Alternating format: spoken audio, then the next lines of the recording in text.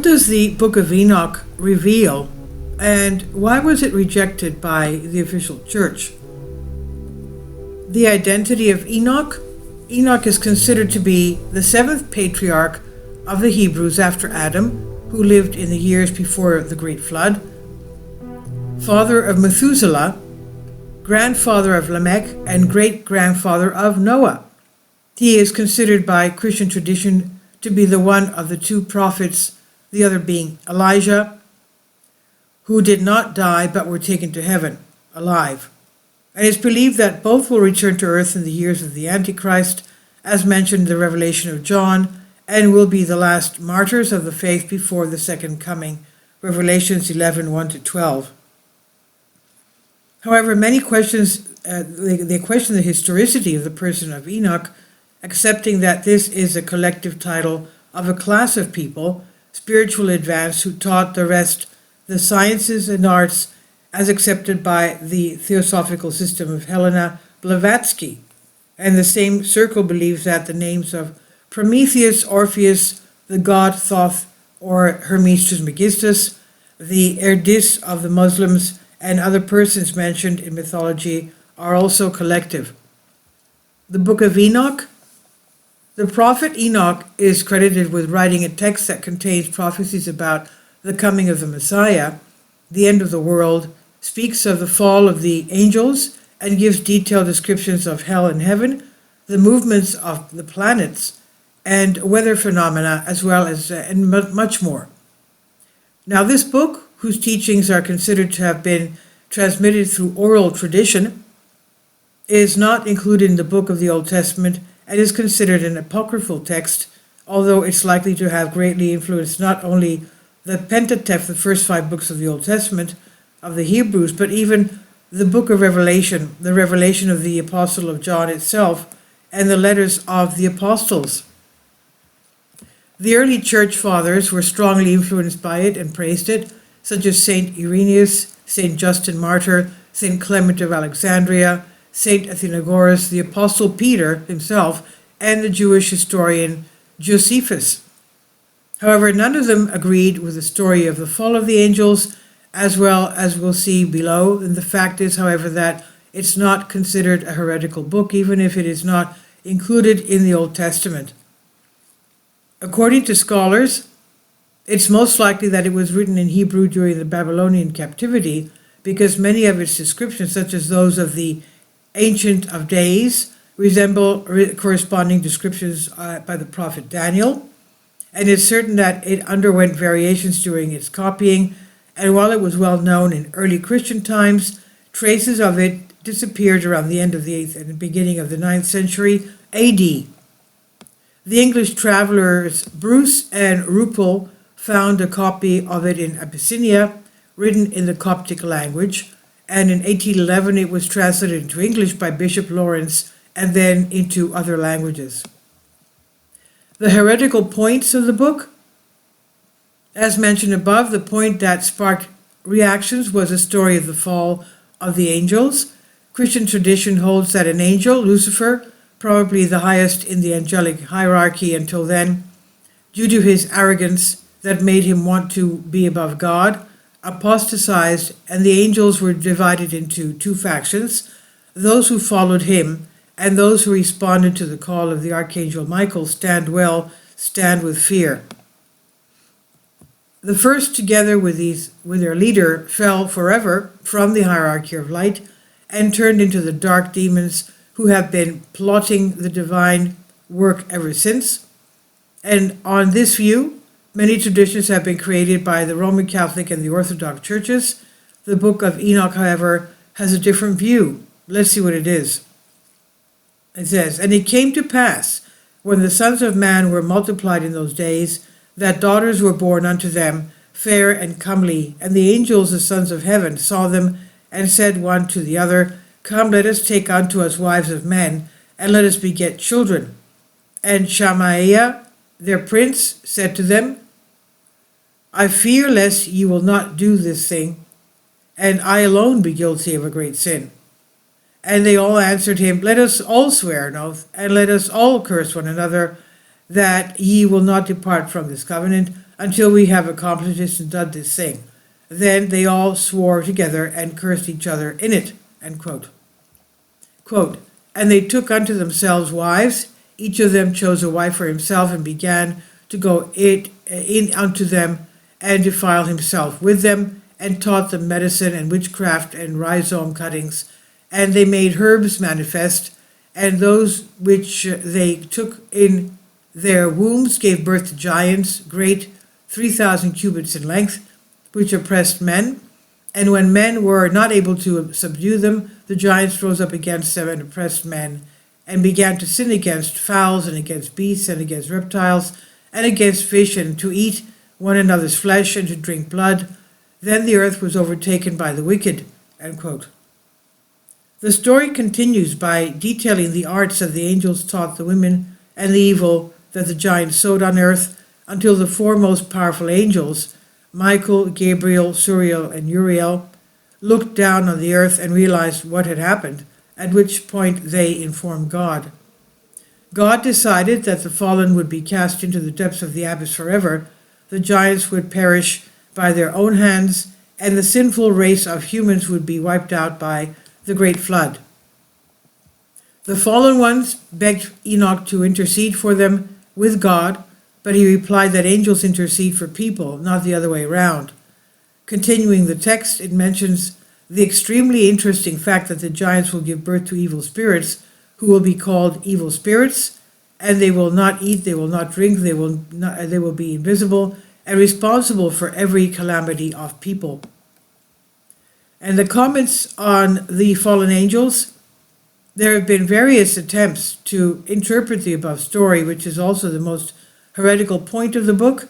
First of all, it should be noted that such a text may be allegorical, and it actually interpretation may be on keys, may be based on keys without the knowledge of which it is not possible to interpret it, and I will rely on what is described literally. Some claim that the translation of the word Elohim is incorrect because it is not only translated as angels, as in Enoch, but also as sons of God or righteous people. Therefore, the sons of God, quote unquote, that is, the virtuous people, reproduce with inferior women by committing sin. And now the angels of God, the truth is that the Hebrew word Elohim is plural. It means gods or powers, and the phrase B'nai Elohim means sons of the gods, as mentioned in Genesis in the controversial phrase, when the sons of God saw the daughters of men, Genesis 6:2. The explanation of this point in the translation I have at my disposal, Ad Delphotis Soter by Vasiliadis, claims that the sons of God, quote unquote, are the descendants of the pious generations of Seth from Enoch, and the daughters of men are the descendants of the generation of Cain, which is characterized as corrupt. However, in the text of Enoch, it is mentioned, there were 200 of them who descended in the years of Jared to the top of Mount Hermon.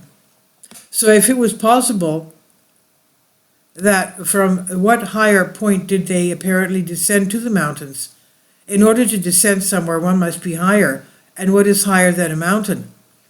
And this, together with the interpretation based on the sons of God as descendants of Seth, strongly brings to mind the apocryphal pseudo-book of Adam and Eve, which states that the firstborn expelled from paradise lived at the top of a towering mountain, and after the murder of Abel, the descendants of Cain lived at the foot of the mountain, and the pious at the top were forbidden to descend and mingle with their impure relatives at the foot of the mountain. But even if we accept this as an explanation, the text mentions the descendants on Aradis, therefore we do not accept that the pious at the top descended to the unclean, but rather some higher up the mountain. The interpretation of the word as people, however, does not explain the products of the union, namely the giants or Nephilim, as mentioned in the text. If they were humans, why did their reproduction lead to the birth of giants, who are also mentioned in Genesis? And the giants were on the earth in those days, and after that, when the sons of God came in unto the daughters of men, and they bare children to them. The same were the giants which were of old men of renown. Genesis 6:4. While in Numbers 33 and 13, it mentions 33:13, it mentions that they were the sons of Enoch, and hints at ultimately the flood did not destroy them at all, but at least some survived in the area of Palestine. Another argument of those who accept the version of the incorrect translation is based on Genesis, where God states, "My spirit shall not strive with man forever, for that he is flesh." Genesis 6:3. If we examine the text, however, we find that the word men may refer to the giants and not to their fallen or awakened progenitors. The meaning does not change if we consider this, and agrees with the book of Enoch that born of spirits and flesh on earth their dwelling place is. Therefore, the writer says, I believe that this argument expressed by St. Augustine does not exclude the correctness of the text of Enoch. The most central argument, however, of the book's critics is that, according to them, it's not possible for angels and spirits to procreate. We will dwell on this further. In the Gospel of Matthew, Christ states that, "For in the resurrection they neither marry nor are given in marriage, but are as the angels of God in heaven." Based on this book, the book's critics claim that Christ himself has given a definitive answer to these theories. Again, however, the God-man, Jesus Christ, could mean not the angels as a whole, but those who chose not to be defiled, the righteous angels who responded to the call of the Archangel Michael and remained in paradise. It's not clear in any way whether angels have the ability to create life or not. Angels are supposed to be asexual spirits, at least in the Orthodox tradition, who are necessarily depicted in a young male form in iconography, as are demons. However, the latter have been accused of indecencies against living men and women in the form of incubi and succubi. I do not know if there has been a reported case of procreation, but there are many cases of sexual intercourse. The Inquisition accused witches of indecent acts with demons. Saints of the Church report that they had been tormented by them. Childbirth by gods and goddesses is a common tradition throughout the world, and the Immaculate Conception of Christ and others occurred through the mediation of a spirit, and it's assumed that the Antichrist of Christian tradition will also be the product of such an illegitimate conception. Something that usually escapes the attention of all those who have dealt with the subject we are discussing is the attitude of the daughters of men. Why did they accept without fear, in the least, contact with spiritual entities who were obviously completely different from them?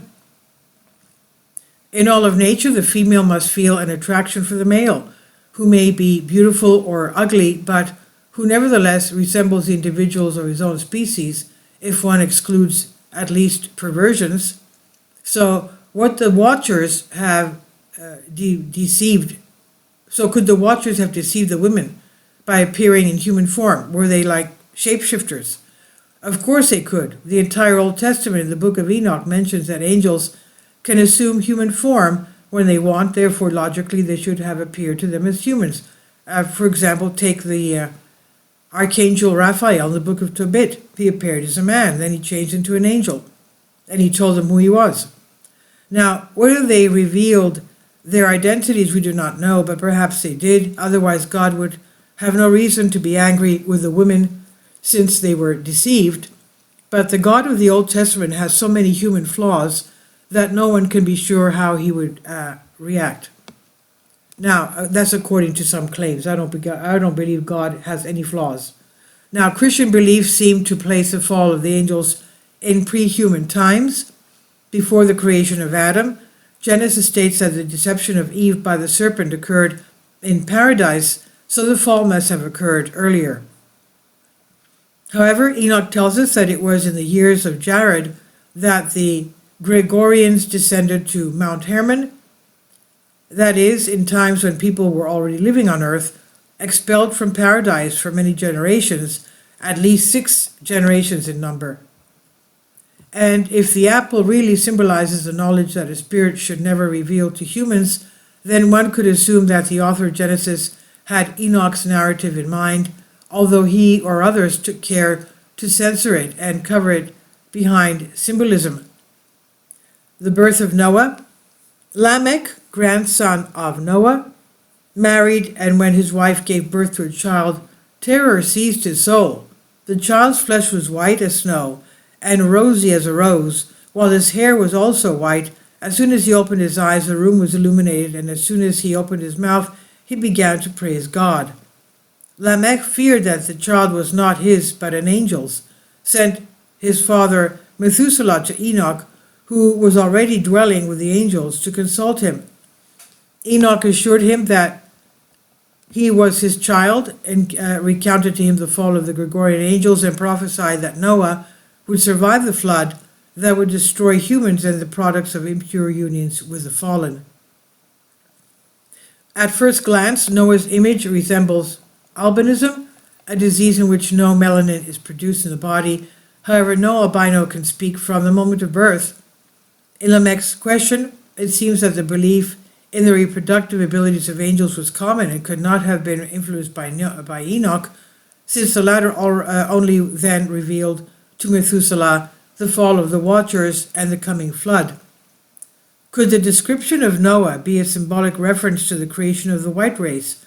Unfortunately, there is no confirmed evidence for such a great antiquity of the Jews, nor are there any references to the appearance of Noah's sons. And here, as in the story of the flood, the possibility of the influence of the copyists or even the authors from earlier sources seems perhaps more pronounced than ever. Enoch was already living with the angels in a place distant but accessible by Methuselah. Where this place might have been, no one knows. However, after that, Enoch ascended to heaven. Are the views of all those who claim that they were not angels but intelligent beings from other planets who mated with mortals by descending on flying vehicles, and due to the differences in genetic material gave birth to giants, logical? Well, everyone can have their own judgment on this. Please leave your comments, and thank you for your support. Please support my Patreon account. The daily posts are 5 videos daily, and they are totally different from what I have on my YouTube channel. Thank you so much for your support, and that you find all my content so interesting. You'll find the Patreon account details in the description box below.